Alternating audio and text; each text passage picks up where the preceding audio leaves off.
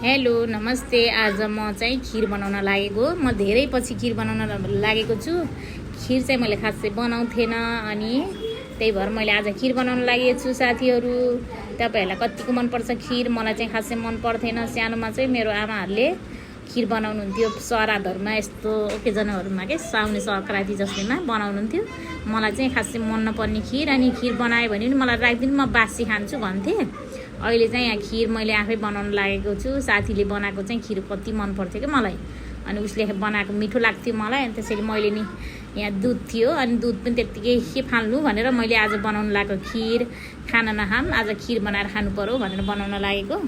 त्यसैले बनाउन लागेको छु। दुध लिएर दुधलाई मजाले चलाइदिन्छु। अनि थोरै चामल पखालेको थिएँ मैले, घरको चामल चाहिँ अलि फोहोर जस्तो लाग्छ मलाई, त्यसो पखालेर अनि मैले त्यो चामल पनि राखिदिन्छु र मजाले चलाइदिन्छु। यो खिर बनाउँदाखेरि साह्रै टाइम लाग्ने के, अनि म यसमा काजु बदामको धुलो पनि राखिदिन्छु अनि मजाले चलाइदिन्छु। सानो ग्यास बनाएर चलाइ कति बेर चलाउनु पर्ने के, टेन्सन मात्रै हैराख्नु। दुःख त दुःख हो नि, खानालाई चाहिँ मिठो हो नि यो खिर। मजाले चलाइदिन्छु, चलाइ गरिदिन्छु। अनि मैले यसमा चिनी यताउता केही पनि राख्दिनँ के। खजुरको थियो 2टा मसँग, अनि त्यो खजुरलाई भिजाएर अनि पानी जस्तो गराएँ के बनाएर, अनि त्यसैमा राखिदिन्छु। हेर्नु नि त कलर कस्तो डिफ्रेन्ट आछ के, त्यो खजुरको राखेर होला नि त अर्कै आएको छ। अनि तपाईहरु चिनीहरु पनि राख्न सक्नुहुन्छ। मैले चाहिँ खजुर राखेँ अनि मजाले घोटघाट गरेर कुरोन जस्तो देखेछ।